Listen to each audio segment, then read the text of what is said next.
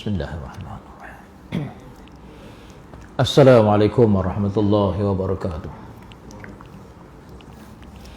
Innal hamdalillah nahmaduhu wa nasta'inuhu wa nastahdihi wa nastaghfiruh wa na'udzu billahi min shururi anfusina wa min sayyiati a'malina may yahdihillahu fala mudhillalah wa may yudlil fala hadiyalah. Asyhadu an la ilaha illallah wa la syarika lah wa asyhadu anna sayyidana Muhammadan abduhu wa rasuluh. Allahumma salli wa sallim wa barik ala sayyidina Muhammad wa ala alihi wa ashabihi ajma'in. Subhanaka la ilma lana illa ma 'allamtana innaka antal alimul hakim. Rabbi shrah li sadri wa yassir li amri wa hlul 'uqdatam min lisani yafqahu qawli. Wa la haula wa la quwwata illa billahil aliyyil azim. Amma ba'd. Dihormati Tuan Imam, Tuan Bilal, tuan-tuan guru kita, pengurusi jawatan kuasa, tuan-tuan, puan-puan, muslimin, muslimat, mukminin, mukminat, rahimakumullah. Alhamdulillah, syukur kita kepada Allah SWT kerana dipanjangkan usia kita, diberi kesihatan kepada kita dan dipilih kita oleh Allah SWT. Daripada ramai manusia di luar sana, ribuan manusia di luar sana, kitalah Allah pilih untuk sama-sama berada dalam rumah Allah, untuk berjamaah, seterusnya untuk berada dalam majlis ilmu yang penuh keberkatan ini. Mudah-mudahan seperti macam mana Allah pilih kita di atas dunia ni untuk berada dalam rumah Allah, demikianlah juga kita harapkan di sisi Allah nanti Allah pilih kita nanti untuk sama-sama masuk ke dalam syurga Allah. Yang mana di hari akhirat esok, satu nisbah 1000. Daripada 1000 orang tu dipilih seorang je untuk masuk dalam syurga. 1000 orang masuk dalam neraka, seorang je masuk dalam syurga. Mudah-mudahan yang seorang itu adalah kita. Jadi mudah-mudahan kita akan dapat keberkatan di dunia dan juga di hari akhirat, insya-Allah. Tuan-tuan, puan-puan, muslimin, muslimat, mukminin, mukminat, rahimakumullah. Dalam pertemuan kita pada hari ini, saya cadang nak bacakan sepotong hadis Nabi yang panjang, yang mudah-mudahan dia akan memberi kebaikan, memberi kepahaman kepada kita tentang Ramadan. Walaupun saya dengar kata tadi tiap-tiap malam sebut pasal Ramadan kan, Ramadan ya. Walau macam mana pun saya rasa saya nak sebut jugalah tentang Ramadan dalam hadis yang panjang, yang mudah-mudahan saya tak bacalah hadis ni. Kalau baca hadis ni pagi esok tapi kita nak baca terjemahan dia aja, terjemahan aja, insya-Allah. Bismillahirrahmanirrahim. Kata Ibnu Abbas bahawa telah mendengar Rasulullah sallallahu alaihi wasallam bersabda. Apa kata Nabi? Sesungguhnya syurga itu diperhias pada tiap-tiap tahun ketika masuk bulan Ramadan. Dan apabila pada malam pertama Ramadan datanglah angin daripada bawah arasy yang bernama Al-Musirah. Pada awal Ramadan, walaupun hari ini dah masuk hari ke-6 dah Ramadan, tapi saya nak teringin balik, nak tengok balik, nak imbas balik macam mana berlaku pada awal Ramadan. Apa-apanya pada satu Ramadan tu, malam Ramadan tu, pada malam itu Allah perintahkan malaikat-malaikat hiaskan surga. Bagi cantik surga, hias bagi surga, bagi elok, bagi lawa. Kalau ada abuk tu buang abuk, bagi kemas, bagi lawa, bagi cantik. Saya nak gambarkan serupa macam mana kita rasa macam nak raya. Bila kita nak raya macam mana kita buat? Mana-mana yang hak tak elok tu kita perelokkan, langsi-langsi yang hak dia kedut-kedut tu kita serika bagi cantik. Kalau katakan mana ada abuk-abuk kita sedut bagi lawa, bagi indah. Ni. Jadi begitulah Allah perintahkan kepada malaikat hias surga tu bagi cantik-cantik. Lalu maka dia kata diperintahkan, maka apabila pada malam pertama Ramadan itu datanglah angin. Allah perintahkan angin datang daripada bawah arasy yang bernama Al-Muthirah, maka menggoyang-goyangkan daun surga dan menggerak-gerakkan daun pintu, sehingga terdengarlah suara-suara bidadari. Datang angin daripada bawah arasy, tiup pokok-pokok surga tu, daun pun bergoyang-goyang. Tu nampak suasana surga tu hidup. Walaupun waktu tu siapa pun tak nak masuk lagi, ni persediaan untuk kita masuk ni. Dan nampak daun tu bergoyang-goyang, indah. Kalau kita kan di rumah-rumah kita, bila malam raya tu nampak kita kemas-kemas, nampak semua suasana tu hidup. Pokok-pokok yang kita buat dekat rumah tu kan, hiasan-hiasan tu kita kibas-kibas bagi elok, segak balik daun-daun tu. Ni suasana raya. Mana suasana dalam syurga sok dia buat gitu. Daun ditiup. Lalu dia kata menggoyang-goyangkan daun surga, menggoyang-goyangkan daun surga dan menggerak-gerakkan daun-daun pintu. Pintu-pintu surga tu tergerak-gerak, bergerak terbuka. Menampak suasana surga tu terbuka. Suasana surga yang indah tu yang hidup. Dia kata sehingga terdengarlah suara-suara bidadari daripada tingkap-tingkap bahagian atas surga. Terdengarlah suara-suara anak-anak bidadari. Di atas tingkap-tingkap atas tu terdengar suara anak-anak bidadari ni. Maka apa anak bidadari ni kata? Dia kata, siapakah yang meminang kepada Allah untuk dikahwinkan seseorang daripada kami? Dengar anak bidadari, dengar suasana tu. Dia kata, adakah orang meminang kami ke? Kan? Begitu punya indah. Anak bidadari tercengang. Dia kata, adakah orang meminang kami? Dia serupa macam kita kan. Kalau anak dara dululah, bukan macam anak dara lah ni kan. Anak dara lain dia tak malu. Lagi ada bukanlah kan, bukan semua lah kan. Dulu anak dara dulu, kalau kata orang Minang tu kan, dia tak jenguk pula, dia tak jenguk. Tak ada lah, mai panggil anak dara, mai tanya. Tak ada, sorry, tak keluar dah. Dia diam. Biar ada orang balik semua, dia baru tanya, ayah, ada orang main Minang ke? Kan. Baru dia tanya, baru ni tanya. Orang dah balik semua dah, baru dia, mak, ada orang main tadi buat apa? Nak main Minang ke? Kan. Tadi tak keluar muka. Tak macam lah ni kan. Lah ni dia tunjuk muka dia. Mana anak Minang? Ni. Tunjuk muka dia. Dah. Dulu dia ni. Dia tanya. Maka begitulah juga anak bidadari ni bertanya. Dia kata, adakah siapa-siapa yang meminang kepada Allah untuk dikahwinkan dengan salah seorang daripada kami? Kata anak bidadari ni. Dia tertanya-tanya. Siapa ni? Pasal suasana tu indah sangat. Seronok sangat. Surga tu diindahkan. Seolah-olah macam ada orang datang nak minang dia. Kan? Macam rumah kita lah kan, ada anak dara, bila dah ada orang nak main Minang tu, mak dapat kemas-kemaskan rumah suasana tu, jadi ada orang nak main hantar pinangan, nak main marisi, jadi rumah bagi kemas, bagi lawa kan. Dia tanya, ada orang nak main Minang ke mak? Itu dia kan suasana tu.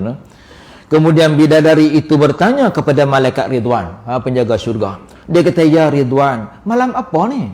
Yang indah sangat ni, malam apa ni? Wahai Ridwan, malam apa ni? Jawab malaikat Ridwan, maka dia kata, wahai wanita-wanita cantik, ya khairatun hisan, wahai wanita-wanita cantik, wahai anak-anak bidadari. Maka dia kata, wahai anak-anak bidadari, dia kata, inilah malam pertama daripada malam Ramadan. Sebenarnya dia kata, inilah malam pertama daripada malam Ramadan. Malam pertama. Sebab apa?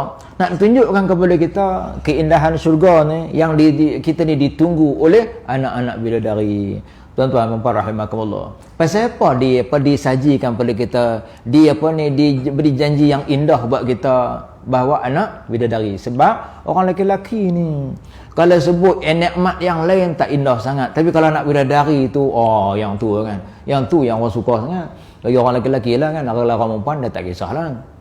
Orang perempuan, orang lelaki kan, kalau tanya mau tak menikah lain? Ya Allah, yang tengah sakit bangkit sihat tu. Kalau kata yang sakit tengah sakit, isteri kata abang mau tak cari siapa ganti cari seorang lagi? Siapa tak mau terus jaga kan.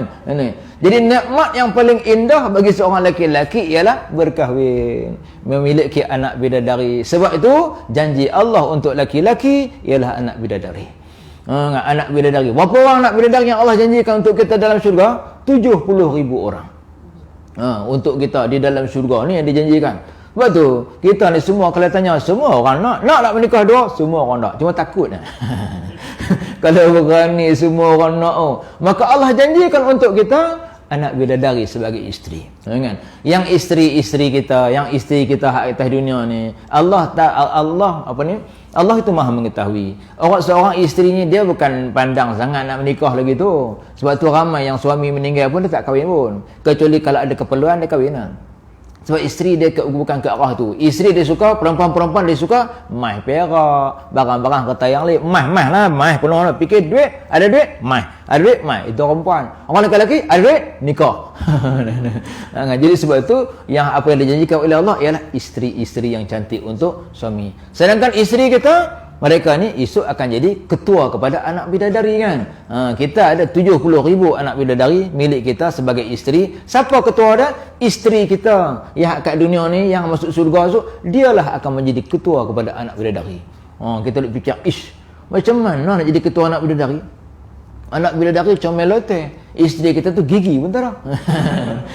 Kalau dia tak ada gigi, di hari akhirat esok Allah indahkan dia lebih cantik daripada anak bidadari. Kan? Dia lebih cantik daripada anak bidadari. Layaklah dia jadi ketua anak bidadari. Jadi sebab tu yang disebut itu anak bidadari ni untuk lelaki-lelaki, yang perempuan, tapi perempuan ada kan yang dipanggil sebagai wildan, kan? Lelaki-lelaki yang hebat-hebat, yang handsome, yang yang bergaya, yang lawa lah, untuk perempuan. Baik. Jadi maknanya ini yang dijanjikan oleh Allah itu anak bidadari untuk lelaki. Perempuan ada wildan di sana. Kemudian Allah berfirman, wahai Ridwan, bukalah pintu-pintu syurga.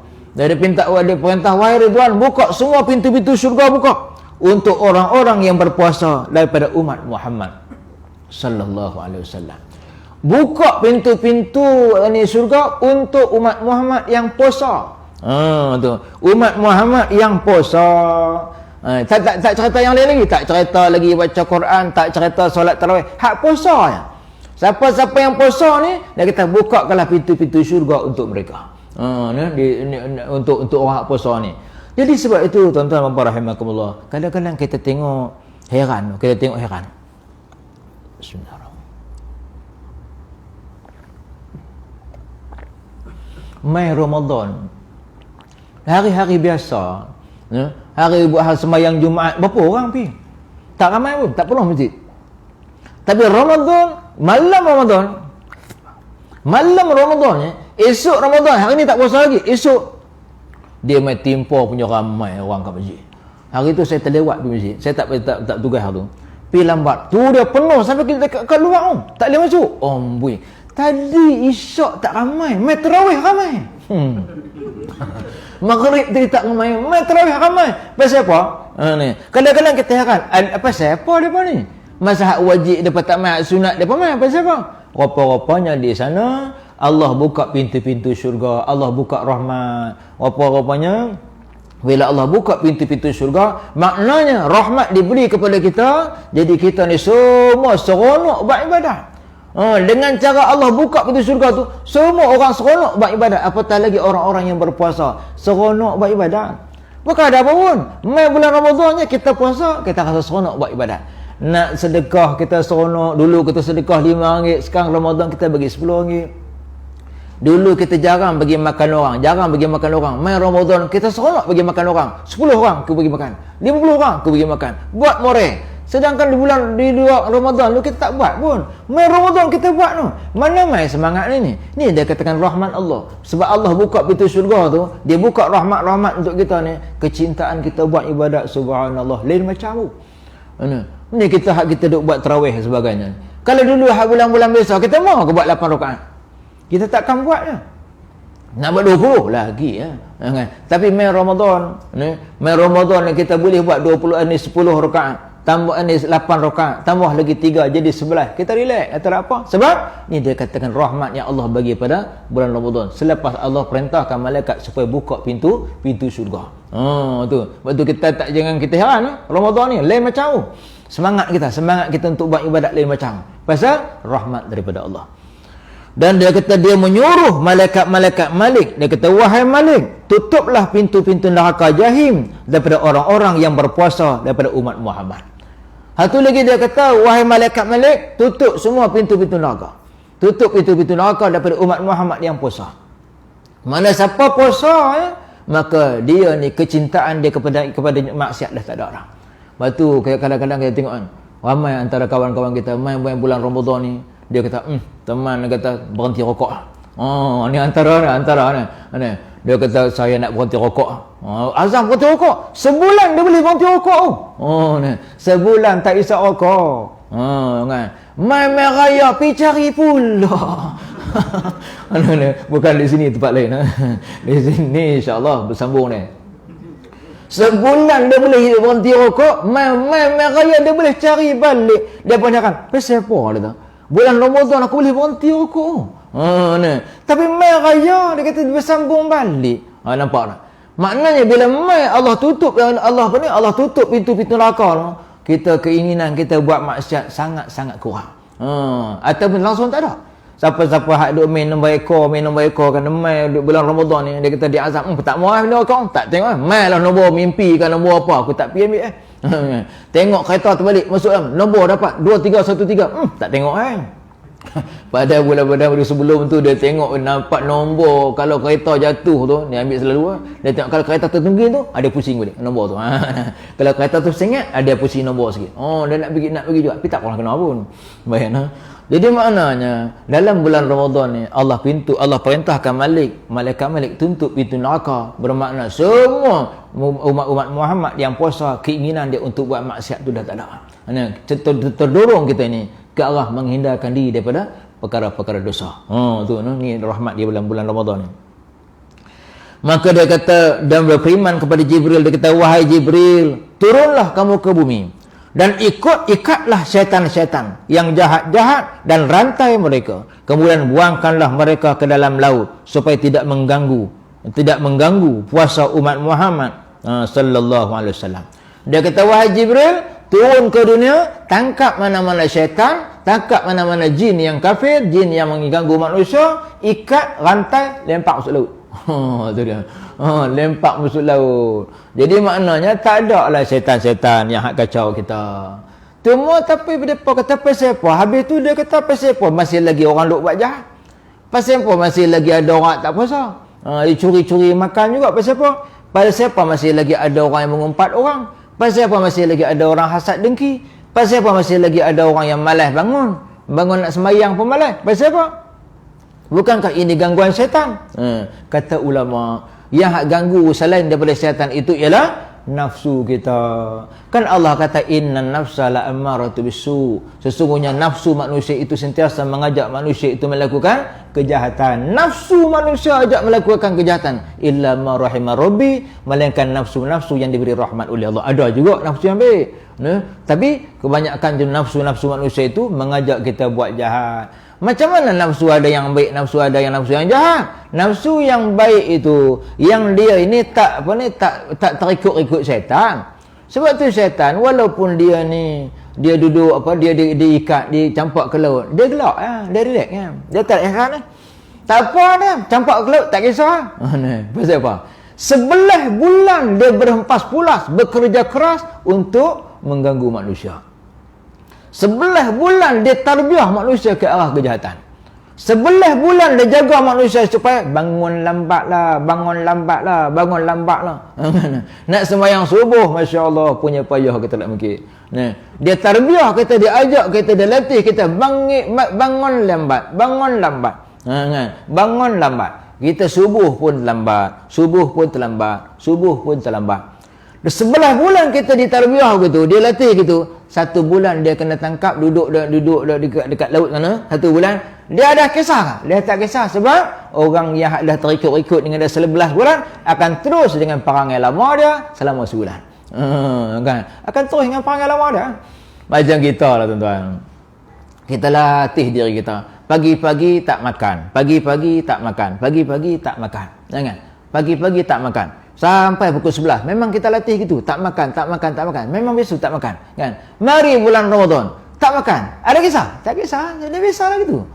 Teman tak kisah. Pasal apa? Masa hari-hari biasa pun teman makan pukul 2 pun makan. Pagi tak pernah sarapan. Pasal apa? Isteri tak buat. Dia alasan isteri tak buat pada dia malas. Jadi maknanya dia tak pernah buat sarapan. Dia bangkit kerja tu, dia pergi kerja. Tengah hari kan baru makan. Itu dah hari-hari dia. Dia rasa lapar tak? Tak rasa lapar. Main Ramadan, dia tak makan. Sahur pun tak. Rasa lapar tak? Tak ada rasa lapar. Biasalah. Begitulah juga kita. Bila ada syaitan melatih kita supaya kita ni sentiasa tak semayang. Bila main Ramadan, dia tak kisah. Dia tak kacau kita pun. Kita tetap tak semayang juga. Gitu. Sebab tu syaitan tak kisah. Sebab apa? Nafsu kita telah dilatih oleh syaitan. Sehingga jadi nafsu ini kita ni bisu. Ini dia kata inna nafsala amaratun bisu. So nafsu kamu sentiasa mengajak kamu buat dosa, buat kejahatan. Sebab nafsu yang terpedaya dengan syaitan. Illa ma rahimar rabbi, melainkan nafsu yang mendapat rahmat di sisi Allah. Siapa yang nafsu yang dapat rahmat ni? Yang tak terpedaya dengan syaitan. Syaitan duk goda-goda dia boleh ana. Syaitan duk goda dia boleh ana. Dia kata jangan bangkit, dia bangkit juga. Jangan sedekah pegang duit. Jangan sedekah, aku sedekah juga. Kan? Jadi makna duk lawan syaitan. Maka ketika itu bila syaitan kena tangkap, dia tetap akan jadi baik. Ini dia kata nafsu yang mengajak kita melakukan kebaikan. Baik, jadi maknanya syaitan ni tak ada dah. Syaitan tak ada dah, kena ikat dah. Yang ada ni ialah nafsu kita, nafsu yang mendorong kita ke arah kejahatan ni. Jadi yang tak puasa tu jangan duk salah syaitan. Syaitan tak ada. Nafsu dia tu yang jahat. Nak ikat nafsu. Kita kena ikat nafsu kita. Tu yang kita puasa tu supaya terikat nafsu kita. Baik, dan pada tiap-tiap malam Ramadan, setiap malam Ramadan pula. Itu habis cerita tadi. Cerita tadi mengenai dengan awal Ramadan. Awal Ramadan yang mana syurga diperindahkan, lepas tu anak bidadari dah standby tunggu kita. Lepas tu dia buka pintu-pintu syurga luar, lepas tu dia tutup pintu-pintu neraka, lepas tu diikat semua-semua syaitan-syaitan supaya memudahkan kita melakukan ibadat tanpa gangguan. Maka dia kata selepas itu pula, pada tiap-tiap malam Ramadan Allah berseru 3 kali. Tiap-tiap malam Allah berseru. Apa seruan Allah? Dia kata siapa-siapa yang meminta kepada aku akan aku beri permintaannya. Malam-malam Ramadan ni siapa yang minta? Dia kata siapa yang minta? Aku bagi. Ud'uni astajib lakum. Minta ke aku bagi. Minta ke aku bagi. Malam-malam Ramadan ni dia kata Allah berseru 3 kali. Siapa yang minta kepada aku akan bagi. Nak minta apa, mintalah ke Allah. Nak minta bagi umur panjang, nak minta bagi rezeki banyak, nak minta jadi jadi kaya, nak minta jadi sihat, nak minta jauhkan daripada musibah, nak minta jauhkan daripada penyakit, minta ke Allah. Kita minta ke Allah di malam Ramadan yang penuh keberkatan. Sempena Ramadan yang kita lalui dengan berpuasa ni. Kita minta ke Allah. Yang pertama. Yang kedua dia kata siapa-siapa yang bertaubat akan aku terima taubatnya. Siapa-siapa yang bertaubat kepada aku terima taubatnya. Taubat ni maksudnya apa? Dosa-dosa besar. Dosa-dosa besar. Dulu kita banyak melakukan dosa-dosa besar. Dulu kita ada makan rasuah. Dulu kita ada makan riba. Makan riba kalau kita tengok ni. Kita dulu masa kecil-kecil tu takut makan riba. Dia kata tak mau makan riba. Habis tu makan kat bawah. Takut. Pasal apa tak mau makan? Takut makan riba. Pasal dia tak mau letak nasi atas riba. Dia tak berani makan nasi. Dia kata, rupanya makan riba berdosa. Habis tu makan kat bawah. Pasal apa kena mengena? Dia kata jangan makan atas riba. Itu budak-budaknya fahaman. Bukan makan, jangan makan riba, jangan makan riba. Jangan makan riba, jangan makan interest bank dan sebagainya kan. Jadi hak kita dulu-dulu banyak yang terlibat dengan riba. Beli itu pakai riba, hutang duit pakai riba, pernah terlibat dengan ceti, pernah terlibat dengan apa tu alung kan. Semua tu dosa-dosa besar. Kita pernah terlibat dengan penipuan, kelimnya RM10 kita bantai sampai RM15. Pernah kita menipu, pernah juga kita bagi rasuah, tangkap duit polis, dia tahan kita, takut nak bagi RM10. Lepas kan. Ni nak kata nak saman ke nak selesai? Bagi selesai lah cik. Lepas tu banyak mana dah? RM10 dah. Okey, 10 lah. 10 campur masuk dalam rumput kan. Ada berapa? RM10. Boleh lah. Kan contoh kan. Bagi RM10 dah. Semua tu ialah rasuah. Dosa besar tu. Jadi makna kita sekarang ni duk renung balik dengan dosa-dosa besar tu. Maka kita bertaubatlah kepada Allah. Kita taubatlah kepada Allah dalam bulan Ramadan ni. Taubat nasuha. Taubat nasuha ada berapa syarat? Ada 4 syarat. Pertamanya kita tinggalkanlah perbuatan tu. Dulu dah tinggal dah. Rasuah aku tak makan dah. Dulu lama dulu aku bagi rasuah. Dah ni tak dah. Riba dulu aku dah bagi makan riba dulu dah lama dah. Tinggal dah. Okey dah tinggal dah. Yang kedua, berdoa ke Allah, ya Allah, ampun dosa aku ya Allah, atas perbuatan aku ya Allah, atas perbuatan zalim aku ya Allah, atas perbuatan dosa aku ya Allah, aku jahil ya Allah, aku bodoh ya Allah, kan? Kita hina diri kita di hadapan Allah. Dua. Yang ketiga, aku menyesal ya Allah atas perbuatan bodoh aku ya Allah, aku menyesal ya Allah. Yang keempat, aku tak akan ulang lagi ya Allah. Aku berjanji tak akan ulang lagi ya Allah. Aku berjanji tak ulang lagi ya Allah. 4 syaratnya. Maka selesailah dosa-dosa besar kita ni. Maka kata Allah, siapa-siapa yang bertaubat kepada aku akan terima taubatnya. Ini untuk dosa besar ni lah.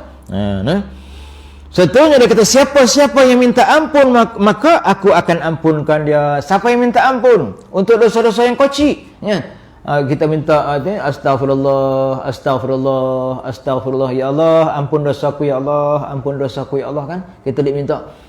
Semua ni Allah akan ampunkan dosa-dosa kita. Ni 3 perkara. Untuk orang-orang yang puasa.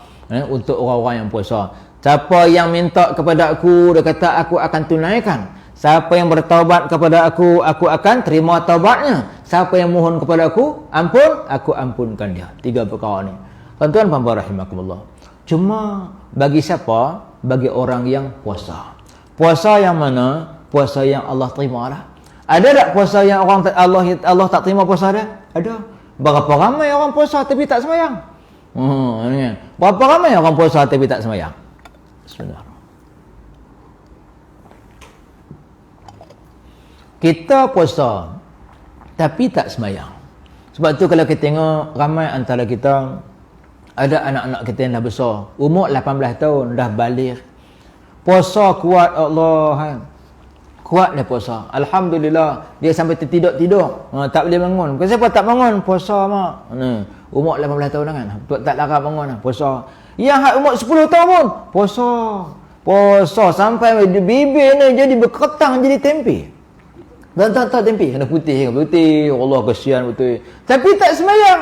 Allahu Akbar. Ruginya. Bila tak sembahyang, apa jadi dengan puasa kita? Bila tak sembahyang, apa jadi dengan puasa kita? Puasa kita tak diterima. Kita tak dapat pahala, tak dapat apa pun. Pasal apa jadi begitu? Kalau gitu dia kata tak payah baik, tak payah puasa. Bukan baik tak payah puasa. Puasa baik pergi sembahyang. Gitu. Ada orang kata kalau tak sembahyang baik tak usah puasa. Saya tak kata begitu. Saya bukan kata begitu. Saya kata kalau tak sembahyang lebih baik sembahyang. Puasalah. Sembahyang kena sebab kita pun tahu. Kita dah banyak kali sebut bahawa pahala-pahala kita akan dinaikkan kepada Allah, dinaikkan di langit yang ketujuh untuk ditulis di buku besar sana setiap waktu selepas asar. Kita dengar kita sebut waktu nisfu Sa'ban je. Nisfu Sa'ban itu lain. Yang ni hak pahala kita yang diangkat ni, yang diangkat ke langit ni, yang diangkat ke langit yang ketujuh nak ditulis di buku besar sana tu. Maka setiap selepas waktu asar, semua pahala-pahala kita akan diangkat banyak naik pahala. Malaikat bertanya, pahala siapa ni? Banyak sangat ni, wangi harum naik. Pahala-pahala bila dia angkat ni, malaikat semua bau wangi, ya kan. Sampai di langit, di sana ada pintu langit. Pintu langit ada malaikat yang menjaganya. Lalu malaikat-malaikat yang mengiringi pahala kita yang banyak ini akan bawa sampai ke pintu langit itu. Malaikat penjaga pintu langit akan bertanya. Dia kata, ni pahala siapa ni? Kata malaikat yang bawa tu, dia kata, pahala fulan bin fulan. Oi, banyaknya pahala. Cuba cek tengok. Cuba cek tengok dia punya semayang dia. Cek semayangnya, bukan cek puasa, bukan cek zikir, bukan cek semayang tarawih. Dia cek puasa dah. Cek semayang dah. Cek start pada maghrib okey. Isya dia okey. Subuh okey. Zuhur okey. Asar okey. Bila okey kelima-lima tu baru terbuka pintu langit. Baru semua ibadat-ibadat dia naik naik atas. Oh, mula bertali naik ke atas. Semua pahala-pahala kita ditulis di sana. Tuan-tuan, puan-puan, bayangkan. Kalau satu waktu miss. Kita miss satu lah. Asar tak buat. Atau subuh tak buat. Satu je. Maka bila satu tak lengkap sembahyang 5 waktu sehari semalam, tertutup pintu langit, tak terbuka pintu langit. Bila tak terbuka pintu langit, seluruh ibadat kita tak naik. Seluruh ibadat kita tak naik. Seolah-olahnya satu hari-hari itu ibadat apa pun kita tak buat. Subhanallah, pahala kita sangat-sangat banyak, tuan-tuan. Pahala kita banyak sangat. Yang kita buat ni pahala kita, kalau kita nak kira, tuan-tuan, pahala yang kita buat, saya nak ambil satu je. Pahala kita selawat atas Nabi. Saya banyak kali sebut mengenai dengan pahala selawat atas Nabi sallallahu alaihi wasallam. Besarnya pahala selawat ni. Kita selawat Allahumma salli ala Muhammad. Besar mana pahalanya? Ketika mana Jibril beritahu dekat Nabi sallallahu alaihi wasallam, menceritakan kepada Nabi kehebatan malaikat. Ketika mana Nabi mohon ke Allah, dia kata dia nak tengok wajah malaikat yang sebenar. Lalu Allah pun benarkan, Allah perintahkan Jibril merupa malaikat yang sebenar. Biasanya malaikat Jibril ni dia turun, dia jumpa dengan Nabi sallallahu alaihi wasallam berpakaian jubah putih dengan serban putih. Jadi dia tengok, ininya cantiknya wajah malaikat. Itulah dia nampak. Tapi Nabi sallallahu alaihi wasallam nak mohon, nak tengok macam mana rupa malaikat sebenarnya. Rupa malaikat yang macam mana rupa sebenarnya. Lalu Allah perkenankan, maka Jibril pun merupa malaikat yang sebenarnya. Dia tengok punya besar kaki dia menyecah bumi, dia punya kepala dia sampai ke langit. Tangan dia sebelah 50, sebelah 50. Setiap tangan dia ada jari 50 menyeremang tu dia. Nabi sallallahu alaihi wasallam dia tengok, dia kata hebatnya. Ini dia kata hebat sungguh malaikat, macam ni rupa malaikat. Kata Jibril, dia kata ya Rasulullah, ada lagi kehebatan malaikat kalau nak tahu. Apa dia? Malaikat boleh hitung titisan hujan ketika hujan turun serentak sedunia. Turun hujan, malaikat boleh kira berapa titisan hujan. Tapi dia kata malaikat tak boleh nak kira satu perkara. Apa dia? Malaikat tak sempat nak kira apakah pahala, banyak mana rahmat yang diturunkan oleh Allah ketika kita ucapkan Allahumma salli ala Muhammad. Ni kita ucap Allahumma salli ala Muhammad. Allah turun rahmat, Allah turun pahala kita. Punya banyak, malaikat tak sempat nak kira. Tak sempat nak kira. Berapa? Malaikat hanya sempat tulis dia selawat atas Nabi. Ni. Malaikat Raqib ni sebelah kanan kita ni hanya sempat tulis dia berselawat ke atas Nabi. Gitu je. Jadi maknanya dia tak boleh tulis berapa pahala. Pasal banyak sangat. Gitu nah. Jadi bila kita selawat, kita bayangkan berapa kali kita selawat sehari. Dalam sembahyang kita pun, kita sembahyang 5 waktu sehari semalam, duk ada 10. Duk ada 10, tolak 1, duk ada 9. Pada subuh sekali ya kan. Jadi maknanya kita selawat ke atas Nabi. Berapa kali? Itu selawat dalam sembahyang. Hak di luar tu, Allahumma salli ala Muhammad. Duk saja-saja, Allahumma salli ala Muhammad. Pahalanya sangat banyak, tapi tak dapat angkat. Pasal sangkut kat mana? Sangkut dekat sembahyang. Rugi siapa-siapa hak tak sembahyang. Oleh sebab tu kita kadang-kadang ada juga isteri-isteri suami tak nak sembahyang, bagi tahu suami, kesian kat dia. Dia buat pahala banyak tapi tak terangkan. Suami yang ada isteri yang tak sembahyang, berat nak sembahyang, bagi tahu dia. Cukup masa, cukup time pergi sembahyang. Anak kita, kadang-kadang anak kita sanggup upah puasa. Satu hari siapa puasa, ayah bagi RM10. Satu hari RM10. 30 hari 300. Dia bagi dekat anak dia puasa 1 bulan RM300. Padahal anak dia tak puasa pun, teguk ayah. Dia masuk bilik ayah, geduk minum ayah. Sambil duduk mandi, sambil duduk minum. Puasa man? Puasa mak. Cukup bulan dapat RM300. Padahal 2 hari dia puasa. Ni upah anak kan. Dia upah anak tak apalah, nak upah anak ni apa melatih anak supaya puasa. Tak apalah tu, saya tak kisahlah tu. Tapi kenapa dia tak mau latih anak dia pergi sembahyang? Ni. Persoalannya pasal apa dia tak mau latih anak dia pergi sembahyang? Sebab sembahyang itu tiang agama. As-salatu imanuddin. Sembahyang itu tiang agama. Tak sembahyang, nak letak ni apa tak ada tiang. Bila tak ada tiang, nak letak bumbung kat mana? Kalau tak ada tiang, nak letak dinding kat mana? Semua tak boleh buat. Tak ada tiang, tanpa tiang. As-salatu imanuddin. Sembahyang itu tiang agama. Kena sembahyang tu. Bila ada kita sembahyang, yang lain pun boleh ikut. Maknanya kita punya puasa dapat pahala, kita punya sedekah dapat pahala, kita punya zikir dapat pahala, pokoknya sembahyang. Sebab tu orang hak tak sembahyang ni dia kata man taraka salata muta'ammidan faqad kafar jihara. Siapa tinggal sembahyang dengan sengaja, faqad kafar. Sesungguhnya kafirlah dia, kafir yang nyata. Terang-terang dia kafir. Cuma di sana ada ulama kata kafir, ada ulama kata kufur. Kata Imam Syafi'i kata kafir. Jadi maknanya kita nak kena sembahyang, barulah puasa kita dapat pahala. Jadi maknanya hak tadi dah hak hias surga ni untuk siapa? Untuk orang yang puasa tapi dan dia ada sembahyang.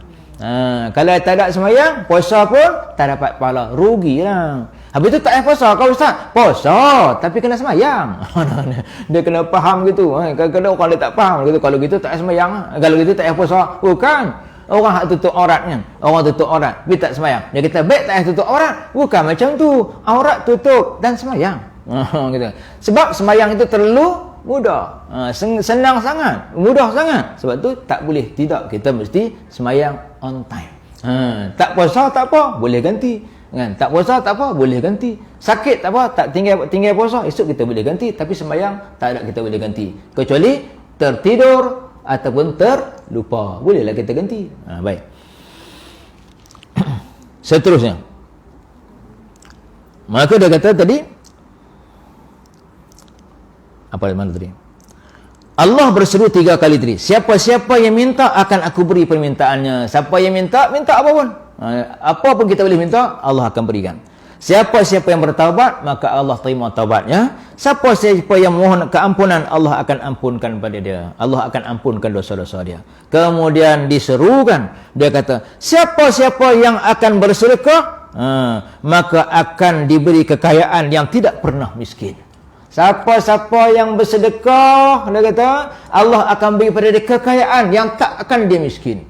Sebab tu dalam bulan Ramadan, orang yang hak puasa ni, di samping dia puasa, dia tambah lagi dengan bersedekah. Puasa dah dia janji surga dah. Hang puasa je janji dia surga. Puasa je janji dia surga. Tapi kita buat tambahan lagi, kita buat lagi, iaitu kita bersedekah. Dia kata siapa bersedekah, Allah janji dia tidak akan miskin buat selama-lamanya. Tapi kita ingat, yang dimasukkan di sini ketika Nabi SAW menyebutkan mengenai dengan kekayaan. Nabi kata apa? Tidaklah yang dikatakan kekayaan itu bagi orang yang banyak harta, banyak duit ringgit. Walakinna ghinan nafsi. Tetapi kekayaan yang sebenar ialah kaya jiwa. Kaya yang sebenar ialah kaya jiwa. Walaupun keretanya kereta kecil, kereta tak ada aircon, tapi jiwa dia tenteram, jiwa dia tenang, okey. Dia tak ada rasa apa, dia tak ada rasa gundah gulana. Naik kereta kecil, okey. Dia rasa selesa. Aku duduk kat kampung dulu lagi teruk. Nak rasa usah kata motor, basikal pun buruk. Dia katakan, ni dapat naik kereta buruk ni, syukur alhamdulillah. Ini dia katakan kaya jiwa. Mana kaya jiwa? Dia makan, walaupun makannya setakat makan ni asam telur. Makan nasi dengan asam telur. Tuan-tuan tahu asam telur? Kalau orang kampung ni, asam telur ni kira telur yang ni lauk yang paling low class lah. Ni cari telur, goreng telur, buat masak asam. Kan? Masak asam. Tengok ni boleh makan ramai-ramai. Lagi miskin lagi, 3 biji telur boleh makan 9 orang. Kan? Dia buat mana? Buat kari telur. Buat kari telur. Saya orang miskin. Jadi mak saya selalu buat. Kalau katakan ada tetamu datang, susahlah. Ada tetamu datang, dia akan buat kari telur. Kalau katakan tak ada tetamu datang, dia buat asam telur. Dapat seorang sebiji telur. Telur mahal ya. Telur dapat seorang sebiji telur. Kalau ada tetamu datang, 3-4 orang, telur yang sama buat kari telur. Dia buat kari satu periuk, dia pecahkan telur, dia kacau dia dapat seorang sikit, janji makan. Janji makan, saya dapat makan ya. Tu no. Tapi orang yang kaya jiwa makan kari telur pun kari telur, alhamdulillah, ini berjadilah. Dia kata ni, ini orang kaya jiwa. Walaupun makannya kita nampak kita tak biasa-biasa ya, tapi bagi orang yang kaya jiwa, dia makan dah rasa sedap, dah rasa puas, syukur, alhamdulillah. Dia punya puas hati dah. Ini dia kaya jiwa. Ya. Walaupun dia duduk rumah tak ada aircon, dia rasa selesa, okey. Dia rasa sedap, okey je. Ini dia katakan kaya jiwa. Jadi maknanya, siapa-siapa yang bersedekah, siapa-siapa yang menderma, rajin, Allah bagi kepada dia kekayaan, kaya reta pun dapat, kaya jiwa pun dapat. Tapi ada juga antara kita yang tak dapat reta, tak dapat kekayaan reta, tapi pasti, yang pastinya Allah bagi kepada kita kekayaan jiwa. Kaya jiwa pasti. Tapi kekayaan harta ada yang Allah tak bagi. Sebab apa? Sebab Allah nak simpan untuk dia di hari akhirat. Ada antara kita kan minta kaya tak dapat, minta kaya tak dapat. Allah tak bagi sebab Allah nak simpan untuk dia di hari akhirat. Di hari akhirat esok untuk dia kekayaan yang meliana. Sebab tu ada yang tak dapat di dunia kan, tapi ada juga yang dapat di dunia.